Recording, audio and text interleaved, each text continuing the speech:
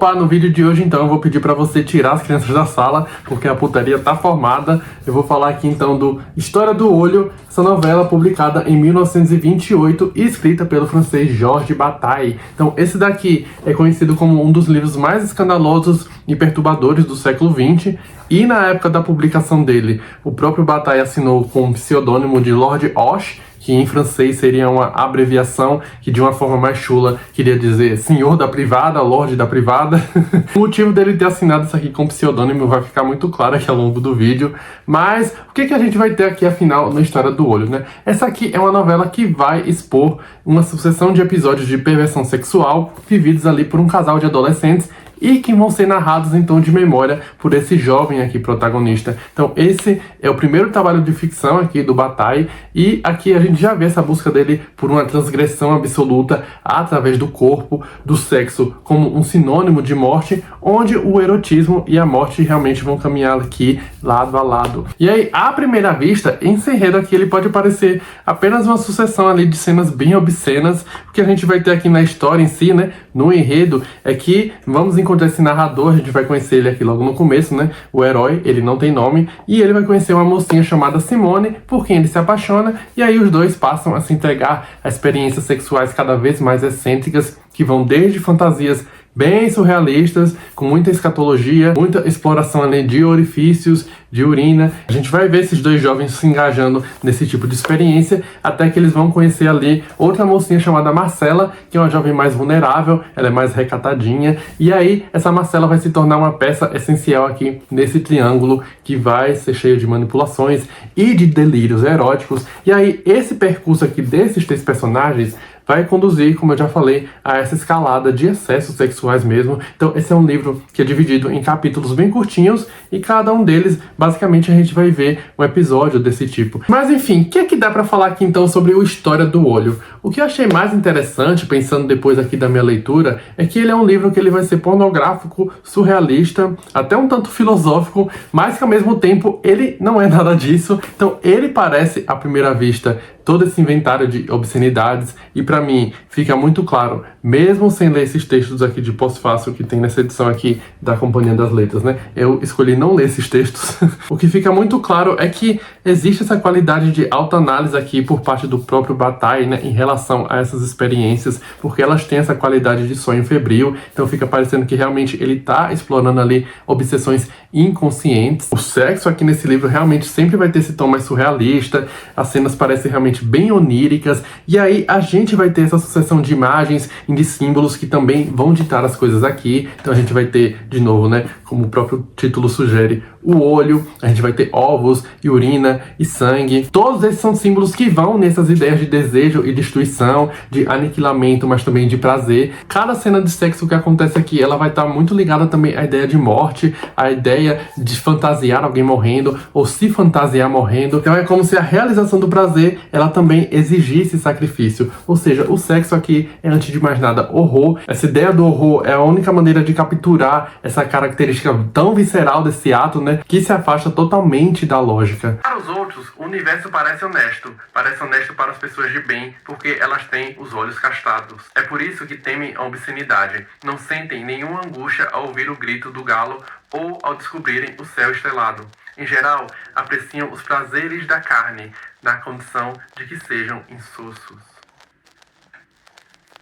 E falando em lógica, vale destacar novamente essa característica surrealista aqui desse livro, que está muito presente. Tem muitos momentos, aliás, que se aproximam até do cinema ali do cineasta espanhol Luis Buñuel, que foi precursor nesse estilo, né? Principalmente quando a gente pensa ali no filme dele, Um Cão Andaluz. O próprio Georges Bataille, ele era um admirador aqui do Buñuel. A gente vai ter essas imagens de olhos perfurados ou vazados, de castração, de mutilação, entre outras coisas, mas sempre nesse tom mais surreal que representaria ali o próprio fim da consciência, né? Mas assim, falando bem honestamente, o Bataille, ele dá sempre essa impressão de uma proposta que tá sempre oscilando ali entre o escândalo e a paródia, porque eu, pessoalmente falando, né, eu achei muitos desses momentos, embora muito chocantes e realmente bem perturbadores, achei também muito engraçado.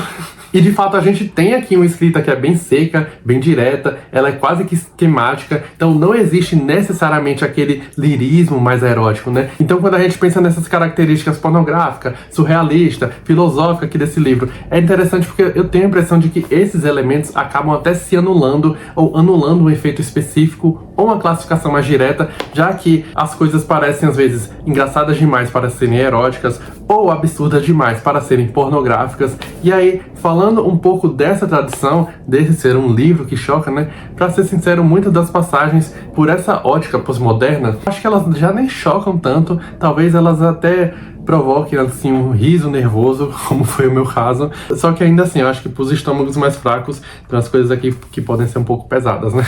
Então, continuando esse raciocínio, a impressão é de que essa radicalidade toda aqui do Bataille tem mais a ver com esse teste dos limites, né? Como um teste de até onde dá pra ir. Então, até que ponto o sexo, que seria o mais visceral dos atos humanos, né? Aquilo que mais nos aproxima da morte também. Até que ponto ele deixa de ser suportável e se converte no excesso, né? Como se ao colocar o sexo aqui em contato direto com a morte, essa ideia de gozar e de morrer aparece várias vezes aqui juntas. Novamente, essa coisa do sangue, da urina, do ânus, enfim. Tudo isso seria uma espécie de rearranjo do sentido desse ritual do sexo, né? Se morreu, foi por minha culpa. Se tenho pesadelos, se às vezes me tranco, horas a fio, numa adaga porque penso em Marcela, ainda assim estou sempre disposto a recomeçar. Por exemplo, mergulhando seus cabelos de cabeça para baixo na privada dos banheiros. Mas ela está morta e eu vivo limitado aos acontecimentos que me aproximam dela, nos momentos em que menos espero. E fora disso, não me é possível perceber nenhuma relação entre a morte e mim, o que transforma a maioria dos meus dias num tédio inevitável. O próprio título aqui, né, História do Olho, já funciona como essa espécie de enigma, né? Afinal, que olho seria esse, né? Porque ao longo da narrativa, essa palavra ela vai se desdobrar em várias imagens simbólicas, todas vão ser conectadas por essas associações de forma, de textura, também de função. A gente vai ter essa subversão de função de objetos aqui ao longo do livro, né? Principalmente quando a gente pensa ali, novamente, em ovos. Bataille, ele tá sempre trabalhando nessa espécie de cadeia de metáforas muito obsessivas, onde cada objeto sempre remete ao outro, sempre girando em torno da ideia de abertura e de fragilidade. Ele vai comentar aqui no livro como que o olho seria o órgão mais atraente do corpo humano e, sendo esse um orifício tão vulnerável, a sua forma logo remete, né, a outras formas do próprio corpo humano, né, tais quais o desejo circula e se manifesta. Então, quando a gente pensa no olho, a gente pensa, por exemplo, na boca, no ouvido, em outros orifícios também que eu não vou mencionar. E essa lógica de associação, ela também vai se estender aqui ao ovo, que vai estar muito presente, como eu mencionei, né? Que vai evocar, de novo, essa forma do globo ocular e que também evoca a ideia de nascimento, de origem da vida, né? Em potencial, que, novamente, vai ser subvertido aqui justamente nessas experiências sexuais desses jovens. E vai entrar até um aspecto mais religioso aqui no livro, especialmente quando esse jovem casal aqui principal, eles vão viajar, só corrigindo, eles vão fugir, porque vai acontecer um negócio aqui no livro que eu não vou contar. Mas enfim, eles vão precisar fugir e eles vão pra Espanha, e aí, eventualmente, eles vão visitar uma basílica, onde eles acabam se deparando ali com um padre que tá se tocando.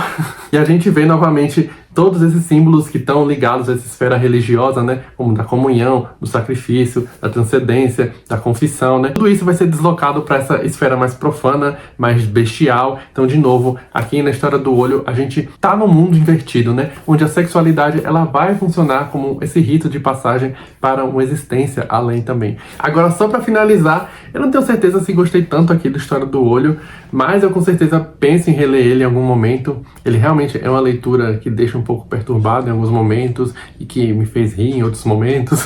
E realmente eu vejo isso aqui como um experimento do limite. É um texto que realmente vai forçar o leitor a atravessar essa fronteira entre o repulsivo, entre o sublime. Então é isso. Eu acredito que grande parte desse desconforto que vem junto aqui desse livro é justamente dessa possibilidade de olhar para o mundo também de uma forma ordenada ou desordenada. Então, nesse mundo sexual aqui do Jorge Bataille, o que resta apenas é o delírio, a loucura, o excesso e também a anarquia. Então, tudo vai se embaralhar ali nesse sistema simbólico, onde cada imagem vai ressoar e se transformar na imagem seguinte. É isso então, gente. Eu não sei se esse vídeo fez muito sentido, mas eu espero que você tenha gostado. Se você gostou, deixa aqui o seu like, se inscreve no canal se ainda não for inscrito, e me conta se você já leu aqui a História do Olho, o que é que você achou. Eu vou gostar muito de saber, de ter outras ideias a respeito aqui dessa história, né? Mas é isso então. Muito obrigado por assistir, um abraço e até a próxima.